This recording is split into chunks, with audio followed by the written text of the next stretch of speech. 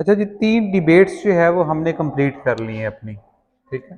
First debate हमने कर ली, second हमने कर ली, थर्ड डिबेट हमने फाइनली लास्ट लेक्चर में की थी, फिनिश की, जिसमें ट्रेडिशनल अप्रोचेस को आके मार्क्सिस्ट अप्रोचेस ने चैलेंज किया और पॉलिटिकल इकोनॉमी जो है वो उसके इश्यूज इमर्ज होके सामने आए। उससे पहले हमारे पास जो इश्यूज थे वो एक्सप्लिसिटली इकोनॉमिक्स को डील नहीं करते थे, ठीक है। हमने देखा कैसे पावर्टी के, डेवलपमेंट के ये डिबेट्स जो है ये अब होना स्टार्ट हो गई। ये अगर आप देखें ये हो क्या रहा है असल में, तो आईआर की जो फील्ड है वो वास्ट हो रही है। यानी अगर आप मेंटली कंसेप्चुलाइज करें कि फर्स्ट डिबेट में क्या था, ठीक है, सिर्फ दो पर्सपेक्टिव थे जो आपस में एक व्यू शेयर कर रहे थे इंटरनेशनल रिलेशंस का, ठीक है। सेकंड डिबेट मेथडोलॉजी की डिबेट थी। थर्ड डिबेट में वो पर्सपेक्टिव्स और ज़्यादा हो गए, और जैसे पर्सपेक्टिव ज़्यादा हुए तो हमारा स्कोप और हमारी डेफिनेशन आईआर की ये सब चीज़ें साथ साथ इवॉल्व हो रही हैं, चेंज हो रही हैं, ठीक है। तो स्टार्ट हमने कहाँ से किया था, सिंपल डेफिनेशन से आईआर की के रिलेशंस अमंग स्टेट्स, ठीक। लेकिन अब रिलेशंस अमंग स्टेट्स के साथ साथ इश्यूज कौन कौन से इमर्ज हो रहे हैं उन रिलेशंस में, ठीक, कैसे एक्सपेंड हो रही है ये फील्ड। और आज हम फोर्थ डिबेट में देखेंगे कि ये फील्ड जो है और कैसे इतनी वास्ट हो गई है कि अब इसको सिंपली एक डेफिनेशन में कैप्चर करना बहुत मुश्किल है। लेकिन क्योंकि हम मेंटली इतने कंडीशन हुए में, हम जब भी आईआर का कहते हैं तो हम सिंपली वही पुरानी ट्रेडिशनल डेफिनेशन जो है हम दोहरा देते हैं और हम उसी के साथ अक्सर स्टिक रहते हैं। लेकिन जो कुछ हम देख रहे हैं ये आईआर की ब्रॉडनिंग है। आईआर कैसे डिसिप्लिन इवॉल्व, हमने शुरू में जो पर्सपेक्टिव देखा था कि डिसिप्लिन कैसे इवॉल्व होता है, तो उस पर्सपेक्टिव में ये एवोल्यूशन हो रही है उस डिसिप्लिन की। कोई भी डिसिप्लिन जो है वो स्टेगनेट नहीं होता, और आईआर उसकी बहुत अच्छी एग्जांपल है कि डिसिप्लिन स्टडीज़ कैसे वक्त के साथ साथ इवॉल्व होती हैं, चेंज होती हैं। तो आज हम देखते हैं कि फोर्थ डिबेट जो है वो क्या है, और उसने कैसे आके जो एग्जिस्टिंग थीरीज थी उनको कैसे आके चैलेंज किया है, उसने क्या चीज़ इंट्रोड्यूस करवाई है। तो हमारे पास तीन पर्सपेक्टिव्स ऑलरेडी इस्टेब्लिश हो चुके हैं, लिबरल्स का, रियलिस्ट का, हमारे पास जो है वो इंग्लिश स्कूल इस्टेब्लिश हो चुका है, और हमारे पास आईपीई जो है वो इमर्ज हो चुकी है, ठीक है। ये तीन पर्सपेक्टिव्स हमारे पास हुए। इन सारे पर्सपेक्टिव्स को हम जो है वो आ, एक तरह से स्ट्रक्चरल पर्सपेक्टिव्स कहते हैं, ठीक, पॉजिटिविस्ट पर्सपेक्टिव्स कहते हैं। अगर आपको याद हो, नियो रियलिज्म को हम कहते थे कि स्ट्रक्चर रियलिज्म है, ठीक है, हम स्ट्रक्चर पे फोकस करते थे। और अगर आपको रियलिज्म की नियो नियो जो उनकी डिबेट है वो याद हो, तो इन दोनों जो मेन ट्रेडिशनल अप्रोचेस थी उनका फोकस पॉजिटिविस्ट मेथडोलॉजी थी, ठीक है। तो इसलिए हम इसे स्ट्रक्चरल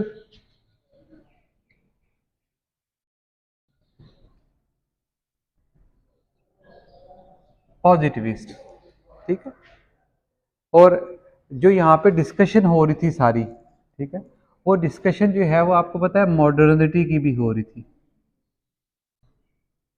ये स्ट्रक्चरलिज्म, पॉजिटिविज्म, ये बेसिकली मॉडर्निज्म के ही एक दो एस्पेक्ट्स हैं, ठीक है। यानी अंडरनीथ जो चीज़ चल रही है वो मॉडर्निज्म है। जो हमारी बिलीफ थी प्रोग्रेस पे, प्रोग्रेस होनी चाहिए, डेवलपमेंट होनी चाहिए, अंडर डेवलपमेंट क्यों है। तो जो नए पर्सपेक्टिव्स आए, आप इन सारों के साथ जो है वो बस पोस्ट लगा दें, वो पोस्ट मॉडर्निस्ट, पोस्ट स्ट्रक्चरलिस्ट और पोस्ट पॉजिटिविस्ट, ठीक है। इन तीन नामों से जो है वो जाने जाते हैं। तो इसमें से आप कोई भी एक टर्मिनोलॉजी यूज कर सकते हो, या बुक्स में आपको इन तीनों में से कोई एक टर्मिनोलॉजी नजर आएगी, या तीनों नजर आएंगी अक्सर। या वो पोस्ट मॉडर्निस्ट कहेंगे, पोस्ट स्ट्रक्चरलिस्ट, पोस्ट पॉजिटिविस्ट, तीनों का रफली एक ही मतलब है, ठीक है। इसलिए ये एक अम्ब्रेला टर्म है जिसके नीचे बहुत सारे पर्सपेक्टिव्स जो है वो एग्जिस्ट करते हैं। वो कौन से पर्सपेक्टिव्स हैं?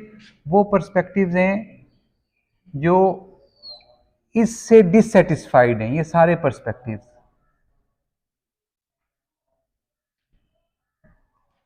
वो राइवल पर्सपेक्टिव्स, वो पर्सपेक्टिव्स जो अभी तक जितने भी ये डेवलपमेंट हुई है वर्ल्ड वॉर, कोल्ड वॉर के बाद की, ये 90s की हम बात करें जब पर्सपेक्टिव्स आए, लेट 80s के 90s के, और ये स्पेस ही उनको उस वक्त मिली है। अल्टरनेटिव पर्सपेक्टिव्स हमेशा से एग्जिस्ट कर रहे थे, ठीक है, लेकिन उनको वो स्पेस किस वक्त मिली? जिस वक्त कोल्ड वॉर खत्म हुई। कोल्ड वॉर ख़त्म होने का मतलब ये है कि अब जो हमारा लेंस था दुनिया को देखने का, जो इस वाले लेंस में हम इतने ज़्यादा हमने इन्वेस्ट किया हुआ था, जो स्ट्रक्चरलिस्ट लेंस था, जो दुनिया को सिर्फ जो है वो कोल्ड वॉर के उसमें ईस्ट और वेस्ट की कन्फ्रंटेशन में देखता था, वो जब ईस्ट और वेस्ट की राइवलरी ख़त्म हुई है तो एक ब्रीदिंग स्पेस मिली है, ठीक है। एक ब्रीदिंग स्पेस स्कॉलर्स को भी मिली है और एक ब्रीदिंग स्पेस जो है वो बाकी दुनिया को भी मिली है। तो उस ब्रीदिंग स्पेस में, उस स्पेस में ये राइवल पर्सपेक्टिव्स जो है ये इमर्ज हुए, ठीक है। और ये राइवल पर्सपेक्टिव्स क्या हैं? ये राइवल पर्सपेक्टिव्स इस सारी डेवलपमेंट की क्रिटिक है कि अभी तक ये जो हमने डेवलपमेंट की है इंटरनेशनल रिलेशंस में, और ये इंटरनेशनल रिलेशंस के साथ ख़ास नहीं है, ओवरऑल सोशल साइंसेज में हम डिस्कस करेंगे। तो अव्वल तो ये पर्सपेक्टिव्स हैं, ये तीन पर्सपेक्टिव्स, यानी इन तीन में से कोई भी एक अम्ब्रेला टर्मिनोलॉजी आप यूज़ कर सकते हो। अगर कोई कहता है पोस्ट पॉजिटिविस्ट या पोस्ट मॉडर्निस्ट या पोस्ट स्ट्रक्चरलिस्ट, तीनों का कमोबेश रफली एक ही मतलब होता है, ठीक है। और तीनों में से आप कोई भी एक अम्ब्रेला टर्म रखो और उसके नीचे मुख्तलिफ पर्सपेक्टिव जो है वो सारे पोस्ट पर्सपेक्टिव सारे जो है वो इसके नीचे आ जाएंगे। तो ना सिर्फ ये पर्सपेक्टिव्स हैं, जो हम पर्सपेक्टिव्स देखेंगे अभी, जो पर्सपेक्टिव्स इन डेवलपमेंट्स के साथ जो है वो एग्री नहीं करते या डिससेटिस्फाइड थे इनके साथ, उसमें हम देखेंगे कंस्ट्रक्टिविज्म है,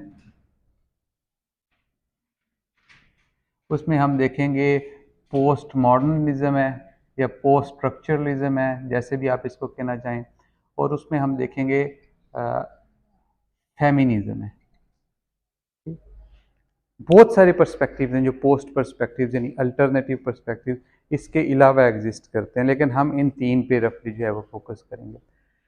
और इसमें पर्सपेक्टिव्स के साथ साथ कुछ इश्यूज भी हैं,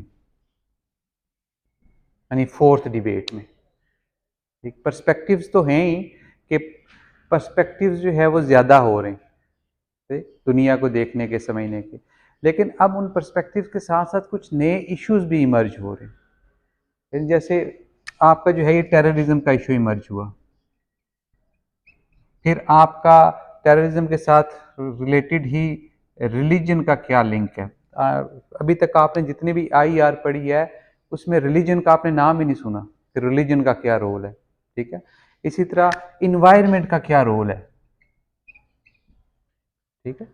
तो इन पर्सपेक्टिव्स के साथ साथ, थीरीज के साथ साथ नए इश्यूज भी इमर्ज हो रहे हैं, और ये सारा, जैसे मैंने पहले कहा, ये क्या हो रहा है? फील्ड ब्रॉड हो रही है आपकी IR की। अब IR की फील्ड को सिर्फ ट्रेडिशनल लेंस से देखना और सिर्फ सिक्योरिटी के इश्यूज पे फोकस करना और सिर्फ ये कहना कि ये बैलेंस ऑफ पावर और ये कलेक्टिव सिक्योरिटी और लिबरल रियलिस्ट लेंस से उसको देखना, गो के अभी भी प्रीडोमिनेटली जो IR है, जो यूनिवर्सिटीज़ हैं स्पेशली वेस्ट में, US में, वहाँ पे यही ज़्यादा फोकस यही है इन ट्रेडिशनल अप्रोचेस पे। लेकिन हम देखेंगे कि इस चीज़ को ये वाले पर्सपेक्टिव्स कैसे एड्रेस करते हैं कि ये अगर फोकस है तो क्यों है, ठीक है। हमने कहा कि ये जितने भी पर्सपेक्टिव्स थे जो अभी तक हमने डिस्कस किए थे IPE तक, ठीक है, उनको हम कहते थे स्ट्रक्चरलिस्ट पर्सपेक्टिव्स, ठीक। जो नियो रियलिस्ट थे वो भी स्ट्रक्चर की बात करते थे, ठीक है, इंटरनेशनल स्ट्रक्चर की, पोलैरिटी की, डिवीजन ऑफ पावर की, एनार्की की। जो मार्क्सिस्ट थे वो भी स्ट्रक्चर की बात करते थे, कैसे बेस है और सुपर स्ट्रक्चर है, ठीक है। इसी तरह जो बिहेवियरलिज्म था जो आया था सोशल साइंसेज में, वो उसके रंग में आके काफ़ी सारी अप्रोचेज जो है वो पॉजिटिविस्ट हो गई थी। तो जो प्रीडोमिनेंट आई आ रहा है लिबरल्स और रियलिस्ट, वो पॉजिटिविस्ट हैं। इसी तरह ये जो सारी डेवलपमेंट हो रही है, जिस बेस पे हो रही है डेवलपमेंट, उसके नीचे कोई चीज़ खड़ी है तो वो मॉडर्निटी खड़ी है, वो मॉडर्नाइजेशन खड़ी है, ठीक। कि मॉडर्नाइजेशन के बाद ही ये सारी चीज़ें हमने बनाई हैं और डिस्कस की हैं, ठीक है। और थोड़े से मॉडर्नाइजेशन को हमने पॉलिटिकल इकोनॉमी में टच भी किया था, ठीक है, कि मॉडर्नाइजेशन ये सारी मॉडर्न सोसाइटी की डेवलपमेंट है ना, ये थीरीज, ये स्टेट्स, ये हर चीज़। तो इसी तरह ये तीन पर्सपेक्टिव्स, यानी ये ट्रेडिशनल पर्सपेक्टिव्स जो हैं, ये इन तीन उस पे खड़े हैं, कंसेप्ट्स पे। तो इन्हीं तीन कंसेप्ट्स की क्रिटिक या इन्हीं तीन कंसेप्ट्स का पोस्ट वर्जन, पोस्ट दो सेंस में यूज होता है कि एक उसी का पोस्ट जो है नेक्स्ट वर्जन आ गया, या फिर कि उससे बात बियॉन्ड हो गई है, ठीक है, ये उसकी क्रिटिक है, ठीक है। तो ये क्रिटिक वाले सेंस में यूज हो रहा है, post positivist, post structuralist, post modernist के। अब हम मॉडर्निज्म से बियॉन्ड जा रहे हैं, मॉडर्निज्म को हमने पीछे छोड़ दिया, स्ट्रक्चरलिज्म को हमने पीछे छोड़ दिया। स्टार्ट करते हैं कंस्ट्रक्टिविज्म से।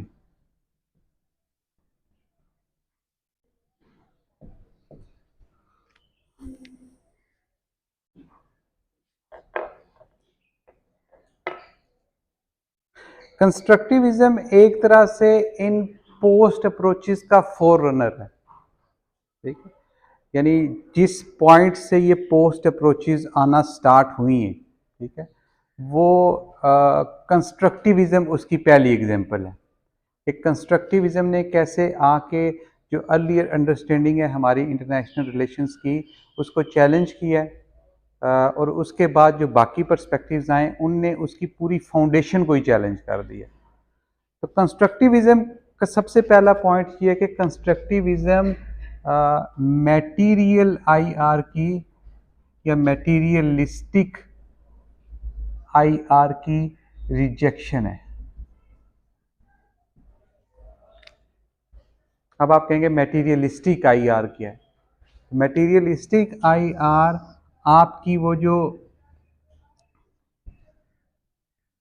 रियलिस्ट थिंकिंग है, ठीक है, इवन लिबरल्स भी, नियो लिबरल्स भी, कि आप मटेरियल पे फोकस करते हो, आप पावर पे फोकस करते हो, आप मिलिट्री कैपेबिलिटीज पे फोकस करते हो, आप इकोनॉमिक्स पे फोकस करते हो, ठीक है। ये मटेरियल चीजें हैं ना, मटेरियल एस्पेक्ट्स हैं, ठीक है, इन पे फोकस करते हो। तो वो इस मटेरियलिस्टिक अंडरस्टैंडिंग की रिजेक्शन है, उसको रिजेक्ट करती है, ठीक है। और उसको रिजेक्ट करके हमें कहती है कि इससे ज़्यादा जो चीज़ इम्पोर्टेंट होती है वो आइडियाज़ होते हैं।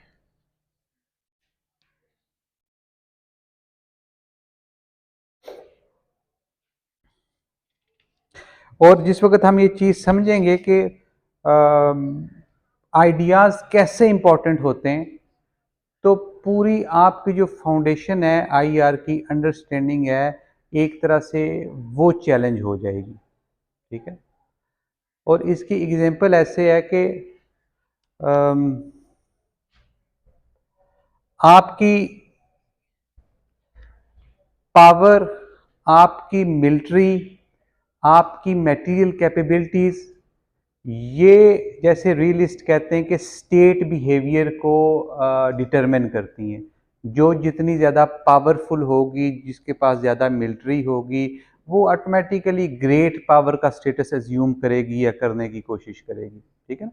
तो मटेरियल कैपेबिलिटीज़ जो होती हैं वो आपका एटीट्यूड, आपका बिहेवियर स्टेट का डिफाइन करती हैं, डिटरमिन करती हैं।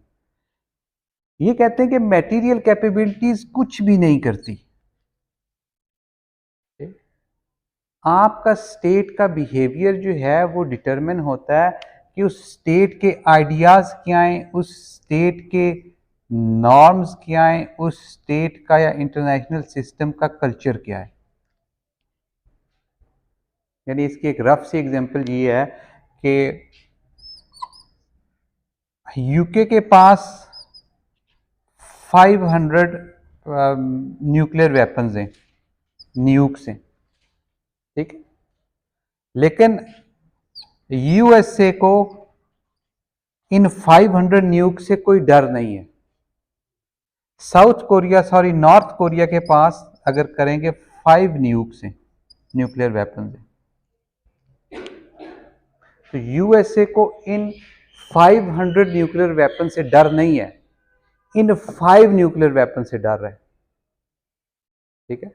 यानी अगर आप दूसरे अल्फाज में ये कहें कि यूके की जो मिलिट्री है उसकी स्ट्रेंथ जो है वो 5 मिलियन है, या 5 मिलियन ही कर लें, और जो नॉर्थ कोरिया है उसकी 1 मिलियन है, लेकिन यूएसए को उस 5 मिलियन से डर नहीं है, इस 1 मिलियन से डर है। यानी यही तो चीज है कि ये मटेरियल कैपेसिटीज जो है ये स्टेट बिहेवियर डिटरमिन नहीं करती। आपको डर क्यों है, यानी वो जो आइडिया है आपका डर का वो कैसे डेवलप हुआ है, ठीक है। तो मटेरियल कैपेबिलिटीज जो जितनी भी हैं ये स्टेट का बिहेवियर डिटरमिन नहीं करती, इससे फर्क नहीं पड़ता। यानी इस जो ये थ्योरी है बेसिकली ये थ्योरी आईआर की थ्योरी नहीं है, आईआर पे अप्लाई हुई है, ठीक है। जितनी भी थ्योरीज हमने पढ़ी है उसमें रियलिज्म को छोड़ के बाकी सब जो है वो एक तरह से सोशल थ्योरीज हैं। जो सोशल थ्योरीज होती हैं वो बहुत ब्रॉड होती हैं,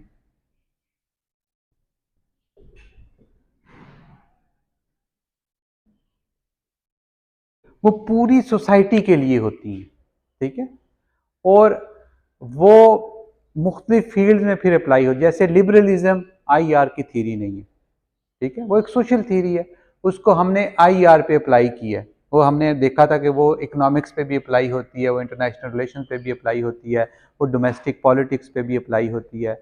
इसी तरह जो मार्क्सिज्म है वो आईआर की थ्योरी नहीं है, ठीक है, वो आपको फंडामेंटली सोसाइटी के बारे में कुछ बताती है कि सोसाइटी कैसे बनी हुई है, सोसाइटी कैसे फंक्शन करती है, वो एक ब्रॉड थ्योरी है।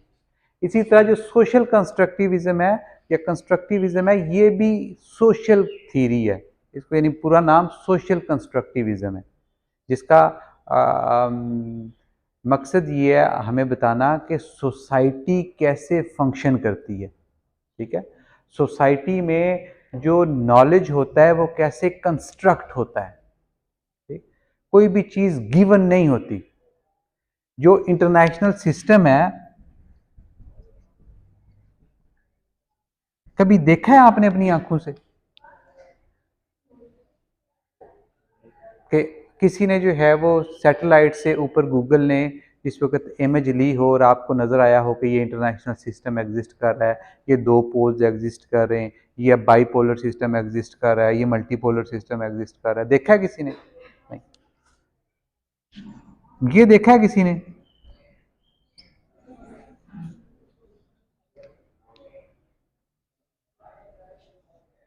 तस्वीरों में सोलर सिस्टम नहीं देखा? जिस जैसा सोलर सिस्टम डिफाइन होता है वो नहीं देखा? देखा हुआ है ना? ठीक, तो इसमें और इसमें क्या फर्क है?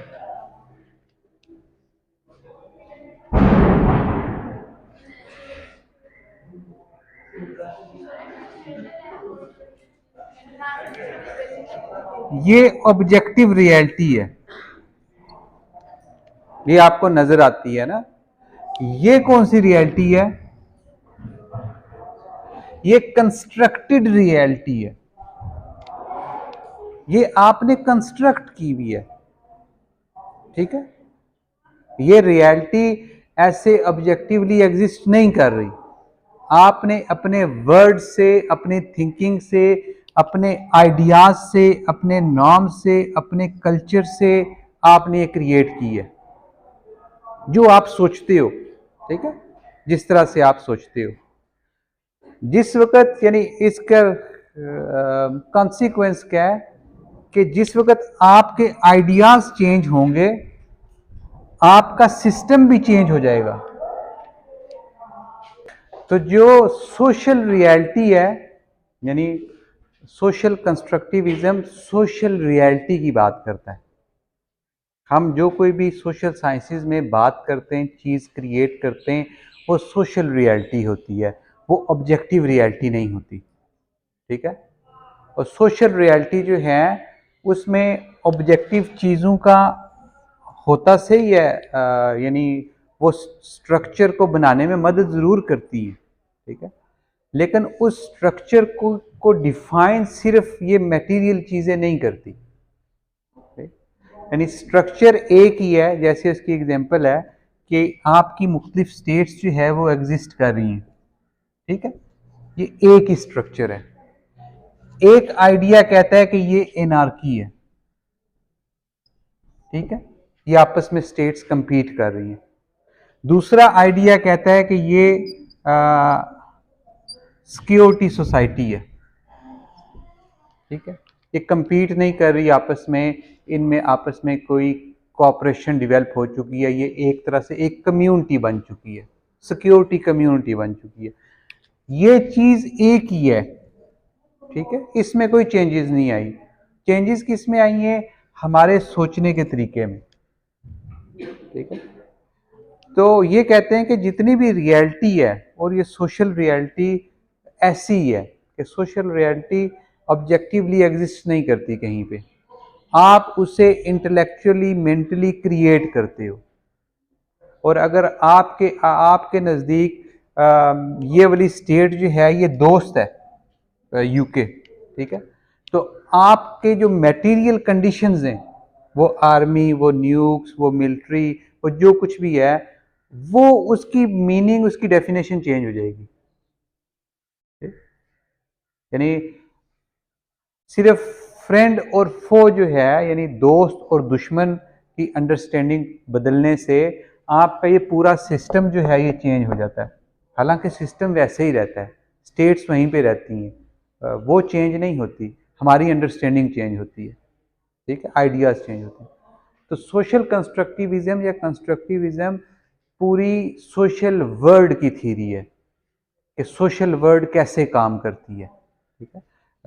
आप इंडिविजुअल स्केल पे कैसे किसी को दोस्त बनाते हो। ठीक है। रिलेशनशिप्स कैसे एस्टेब्लिश करते हो, वो कैसे कल्चर होते हैं, नॉर्म्स होते हैं, आपको क्या चीज़ें अच्छी लगती हैं किसी में जिसकी वजह से वो दोस्त बनते हैं, क्या चीज़ें बुरी लगती हैं। वो वाली जो चीज़ें अच्छी या बुरी लगती हैं वो अक्सर आपको कल्चर ने सिखाई होती हैं। ठीक है। जिस कल्चर में आप परवान चढ़े होते हो, उस कल्चर ने आपको बताया होता है कि ये चीज़ अच्छी है, ये चीज़ बुरी है। फिर आप वो अच्छी चीज़ किसी में देखते हो तो आपको जो है वो उसके साथ दोस्ती करने में शायद जो है वो ज़्यादा आसानी होती है, आपको लगता है हम लाइक माइंडेड हैं। ठीक है। अगर आप बुरी चीज़ किसी में देखते हो तो शायद आप जो है वो दोस्ती नहीं करते इंडिविजुअल लेवल पे। तो इसी तरह का एक कल्चर, आइडियाज़, नॉर्म्स जो है वो इंटरनेशनल लेवल पे भी एग्जिस्ट करता है। ठीक है। स्टेट्स भी जिस वक्त एक दूसरे को देखती हैं या आइडेंटिटी क्रिएट करती हैं, इसमें सबसे बड़ा लफ्ज़ जो है वो आइडेंटिटी भी है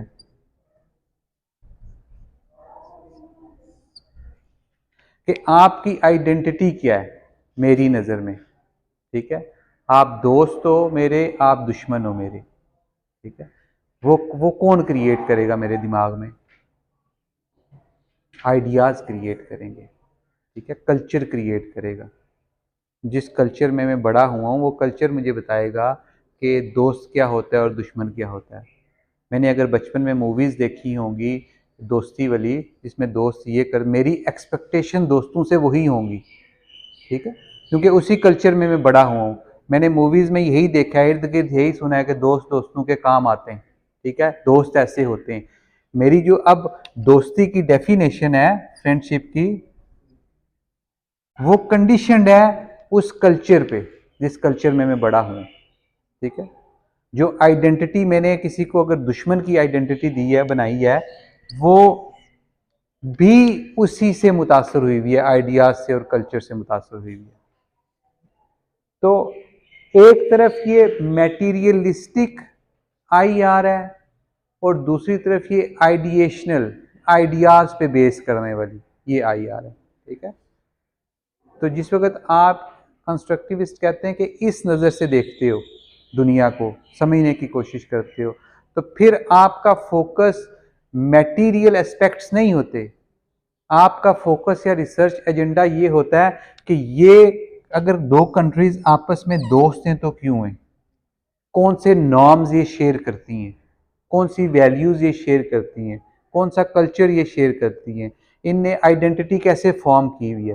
तो आपका फिर जो रिसर्च एजेंडा है वो प्रोसेस हो जाता है आइडियाज़ का, ठीक है, कल्चर का, जो कि बहुत ही डेलिकेट जो है वो प्रोसेस है। एनआरकी की आप एग्जांपल, यानी जैसे हमने ये लिया है एनआरकी की कि ये स्टेटस जो है स्टेट्स का, कि स्टेट कैसे एग्जिस्ट कर रही हैं, किस जगह पे एग्जिस्ट कर रही हैं। अगेन आप ऊपर से जो है वो गूगल व्यू लो तो स्टेट्स वैसी की वैसी ही हैं, उसी जगह पे ही हैं।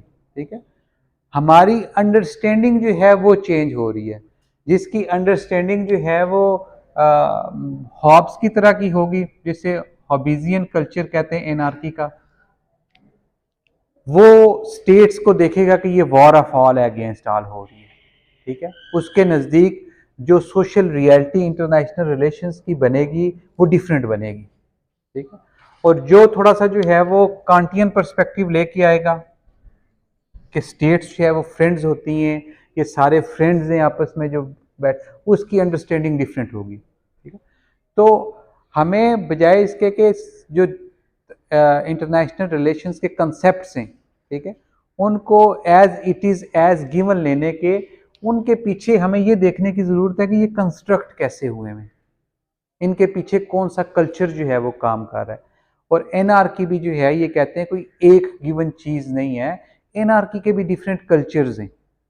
जैसे एक ये होबीजियन कल्चर है, एक ये कांटियन कल्चर है। ठीक है, तो ये डिपेंड करता है कि आपकी जो स्टेट्स जिस कल्चर को फॉलो कर रही हैं वो क्यों कर रही हैं। आपने सिर्फ ये चीज़ें समझने की कोशिश करनी है। मटेरियल एस्पेक्ट्स वो अलोन डिफाइन नहीं करते इंटरनेशनल रिलेशंस को। इधर होगा आपका एक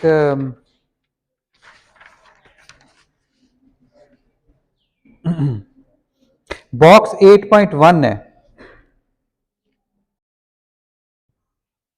और इसी चीज़ की एग्जांपल दी हुई है कि कैसे जो है वो ये सेम कन्फिग्रेशन स्टेट्स की किसी एक के लिए सिक्योरिटी डिलेमा है और किसी दूसरे के लिए जो है सेम कन्फिग्रेशन जो है वो आपकी सिक्योरिटी कम्युनिटी है। ठीक है, आइडियाज चेंज होने से पर्सपेक्टिव चेंज हो जाते हैं, यानी आपकी जो अंडरस्टैंडिंग है वो चेंज हो जाती है। तो असल चीज़ फोकस जो है कंस्ट्रक्टिविज्म का वो किस चीज़ पे है कि आइडियाज कंस्ट्रक्ट कैसे होते हैं। ठीक है, मटेरियल चीज़ें वैसे ही रहती हैं, उनको यानी अगर आप ये देखना शुरू कर दो किसकी मिलिट्री ज़्यादा है और किसके न्यूक्स ज़्यादा हैं और किसके पास कौन सी कैपेबिलिटीज़ हैं, किसकी इकोनॉमिक्स जो है वो ज़्यादा अच्छी है, ये आपको नहीं बता सकेंगे कि आगे दुनिया में क्या होना है। जैसे कोल्ड वॉर के बाद रियलिस्ट ने प्रिडिक्ट किया था कि एक मल्टीपोलर वर्ल्ड इमर्ज होने जा रही है। ठीक है, नहीं हुई इमर्ज। क्यों नहीं हुई?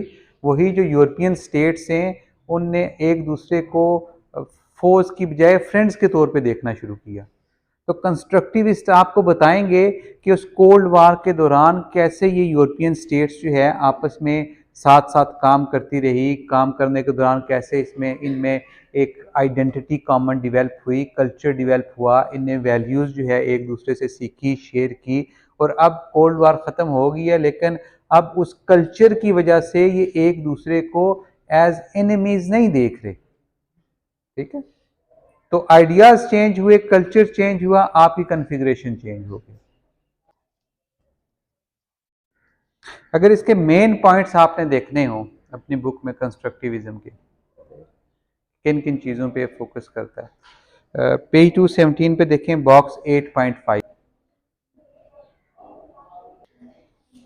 तो देखें फोकस इनका क्या है, आइडियाज और बिलीफ्स, ठीक है, ये फोकस है। मटेरियल फैक्ट्स जो हैं वो एग्जिस्ट करते हैं, लेकिन उन मटेरियल फैक्ट्स को डिफाइन कौन करता है, उनको मीनिंग कौन देता है, उनको मीनिंग आइडियाज देते हैं, ठीक है। एम्फेसिस है वो मीनिंग पे है, ठीक है, कि आप किसी चीज का मतलब क्या लेते हो, ठीक है।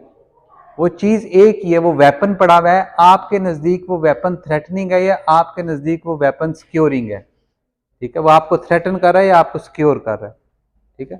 तो आप मतलब उसका क्या लेते हो, मीनिंग असल चीज है, ठीक। और मीनिंग हमें कहां से पता चलती है, मीनिंग हमें ये प्रोसेस पे हम जाएंगे, हम देखेंगे कि उस कल्चर में इस चीज का क्या मतलब है, ठीक है। हम कैसे कंडीशन हुए वो वाला मतलब लेने के लिए, ठीक है। कैसे हमें कंडीशन किया गया है शुरू से ही बाकी स्टेट्स को डिसलाइक करने के लिए, या उनका कोई दूसरा इमेज कैसे हमारे सामने पोर्ट्रे किया गया है। जो पुराने पर्सपेक्टिव्स थे जो हमने देखे इससे पहले वाले, वो स्ट्रक्चर पे फोकस करते थे, ठीक है। और स्ट्रक्चर पे फोकस करने का एक बुरा नतीजा ये निकलता है कि हमने पहले डिस्कस किया था, आपके पास ऑटोनॉमी नहीं रहती, ठीक। स्टेट्स बिहेव क्यों कर रही हैं ऐसा, क्योंकि स्ट्रक्चर ऐसा है, इंटरनेशनल स्ट्रक्चर उन्हें डिक्टेट कर रहा है बिहेव करने के लिए, ठीक है। वो इंटरनेशनल सिस्टम का स्ट्रक्चर है या वो बेस का स्ट्रक्चर है, ठीक है। तो असल में हम जो ट्रेडिशनल थीरीज हैं, जो 4 डिबेट से पहले की ट्रेडिशनल हैं, उसमें स्ट्रक्चर के एक तरह से कह लो कि आप स्ट्रक्चर से बाहर नहीं निकल सकते, स्ट्रक्चर के आप गुलाम हो, आपके पास एजेंसी नहीं है, ठीक? ये जो पर्सपेक्टिव हैं अब आहिस्ता आहिस्ता देखें आपको एजेंसी दे रहे हैं, आपको इख्तियार दे रहे हैं। स्ट्रक्चर आपको डिफाइन नहीं करता, आप स्ट्रक्चर को डिफाइन करते हो, ठीक है। आपने स्ट्रक्चर को वो ताकत दी है अपनी थिंकिंग से, अपनी सोच से, अपने आइडियाज से, ठीक है। स्ट्रक्चर इंडिपेंडेंटली एग्जिस्ट नहीं करता, ठीक है। आपकी थिंकिंग के अलावा स्ट्रक्चर की कोई इंडिपेंडेंट एग्जिस्टेंस नहीं है, वो ऑब्जेक्टिव रियलिटी नहीं है। तो वो उसी वक्त तक एग्जिस्ट करता है जिस वक्त तक आप उसको अपने दिमाग में वैसा सोचते हो। जिस दिन आप सोचना छोड़ दोगे वो स्ट्रक्चर खत्म हो जाएगा,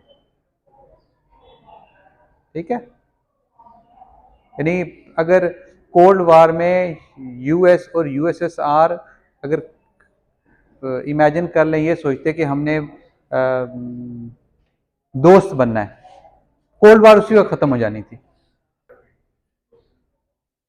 यानी जो डिबेट चल रही है वो ये चल रही है कि स्ट्रक्चर इंपॉर्टेंट है या आइडियाज इंपॉर्टेंट है, ठीक है। नियो रियलिस्ट कहते हैं स्ट्रक्चर है, नियो लिबरल कहते हैं स्ट्रक्चरल है, मार्क्सिस्ट कहते हैं स्ट्रक्चर है, ठीक है। एक हैगल हमने देखा था जो आइडियाज की बात करता था, और एक ये कंस्ट्रक्टिविस्ट हमने देखे हैं ये आइडियाज की बात करते हैं, ठीक है। तो ये बहुत बड़ी डिबेट है सोशल साइंसेज की कि स्ट्रक्चर और एजेंसी, ठीक है, कि स्ट्रक्चर जो है वो कितना पावरफुल है और एजेंट कितना पावरफुल है, ठीक है। आइडियाज मैटर करते हैं या स्ट्रक्चर मैटर करता है, इंडिविजुअल मैटर करते हैं या स्ट्रक्चर मैटर करता है, इंडिविजुअल स्ट्रक्चर को चेंज करता है, स्ट्रक्चर इंडिविजुअल को चेंज करता है, ठीक है। तो ये एक बहुत प्रोडक्टिव और बहुत बड़ी डिबेट है, और आप जो है इसमें कोई भी साइड ले सकते हो, आपको जो लगे, लेकिन ये बहुत पावरफुल आर्गूमेंट है। अगर आप इसको इंडिविजुअल लेवल पे देखो, सोशल रियलिटी कंस्ट्रक्ट ही ऐसे होती है, ठीक है। सोसाइटी में आप फंक्शन ही ऐसे करते हो, इंडिविजुअल लेवल पे भी और ग्रुप्स के लेवल पे भी, स्टेट्स के लेवल पे भी। कि कौन क्या है वो पहले आपकी अंडरस्टैंडिंग, आपका कल्चर, आपकी आइडेंटिटी वो आप फॉर्म करते हो, ठीक है। और जैसे ही वो आइडेंटिटी, वो चीज़ चेंज होती है, आपका वो मेंटल स्ट्रक्चर चेंज हो जाता है, क्योंकि वो स्ट्रक्चर, सोशल स्ट्रक्चर आपकी दिमाग के अलावा और किसी जगह एग्जिस्ट नहीं करता। इमेजिन करें कि आप एक ऐसे रूम में जिसमें कोई दरवाज़ा नहीं है, जिसमें कोई खिड़की नहीं है, और इमेजिन करें कि उस रूम में आग लग गई है, तो आप कैसे बाहर निकलेंगे?